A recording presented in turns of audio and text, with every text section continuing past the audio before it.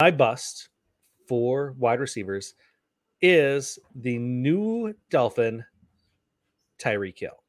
Currently going at ADP wide receiver 8 overall and is going as the 19th pick overall. So middle of the second round. Still early. 12, right? 5, 5th pick in the second round. So yeah, mid second round, I guess you could say. Anyway, yeah. So Tyreek, here's my problem with Tyreek. And again, don't think he's going to be bad for fantasy, but we've seen receivers going to new teams traditionally have not done well. I know there's been a few exceptions in the last couple of years with with Diggs and Hopkins going to their respective new teams. They've done really well, but traditionally you don't see that happen.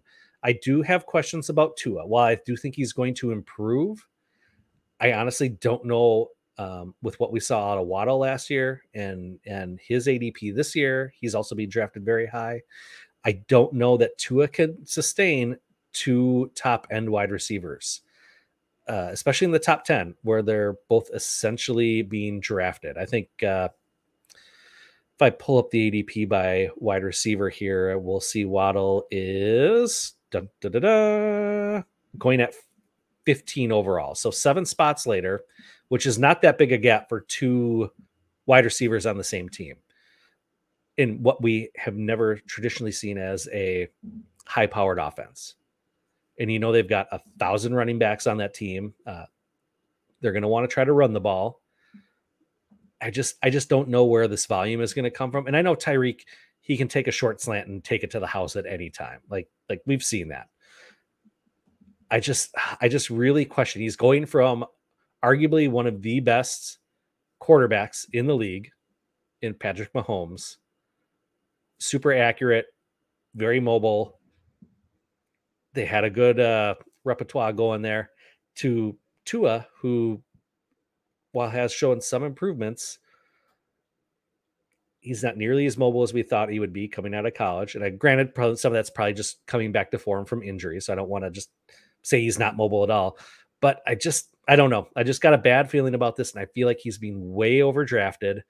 And I could honestly see him not being inside the top 12 this season for wide receivers. It wouldn't shock me if come end of the season that Waddle's the one in the top 10 and Tyreek is in that 14, 15 range. But I don't think they're both going to be that high either. Honestly, I don't see that. I think Waddle's going to be the one.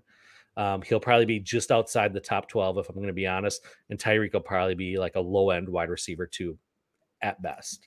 I was just about to say, I think this is a case where we have 2 top 24 guys, and neither of them is a top 12 guy.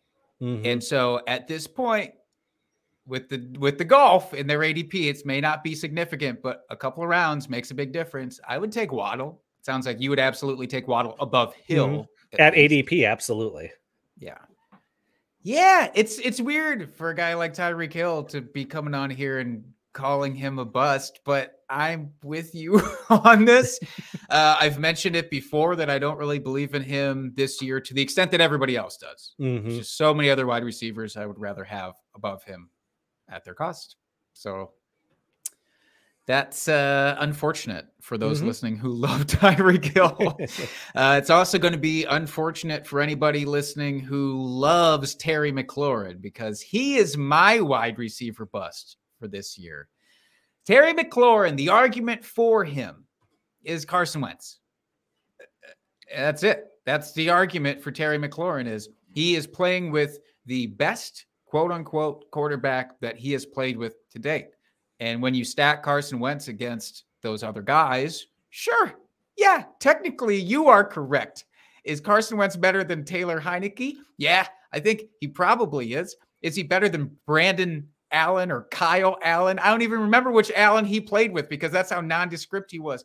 Yeah, Carson Wentz is better than that. Is he good enough to get Terry McLaurin to return value off of wide receiver 17 at his current ADP? I don't think so. I don't think he is, especially when you introduce the fact that Jahan Dotson, people do like this guy, this rookie receiver coming in, and Look, I'm a little bit of a training camp whore right now because it's all of the news that we have. It's as much of the excitement as we can find. But Dotson is making play after play in training camp right now. And not just like regular. Do you remember, speaking of Tyreek Hill, you remember that first OTA clip of Tua throwing like a complete duck to Tyreek Hill?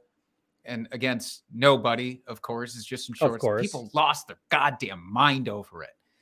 Dotson is out here doing 3 times more impressive things considering the circumstances, and people are still kind of sleeping on the guy. Terry McLaurin has never been a top 12 guy overall. The thought that in this offense, where they have just added more running back depth, suggests to me a little bit more of an attempted balancing act there on the offense. The fact that Carson Wentz is going to be the savior of Terry McLaurin is not something I'm willing to buy. I think that McLaurin is a talented dude. I just don't think he is an elite talent.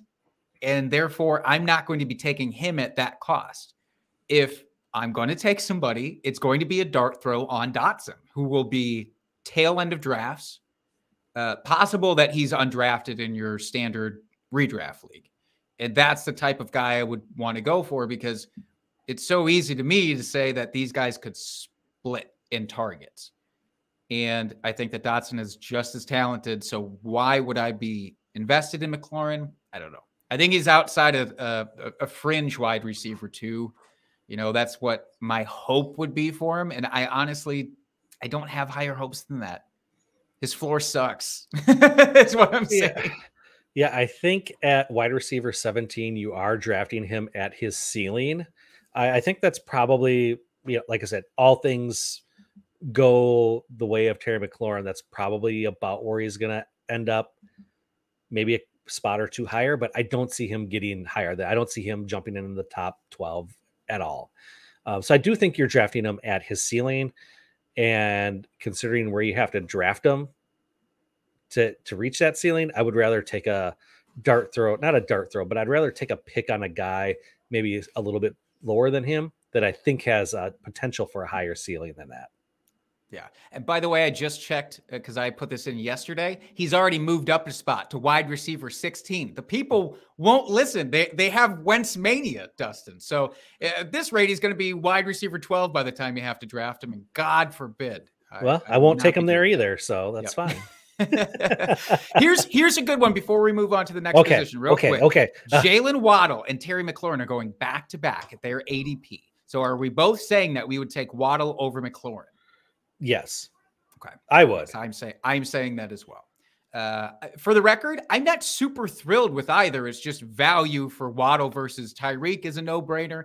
And to me, these guys could be very close, but Waddle, I think, has more upside, honestly. So yeah, I take Waddle too.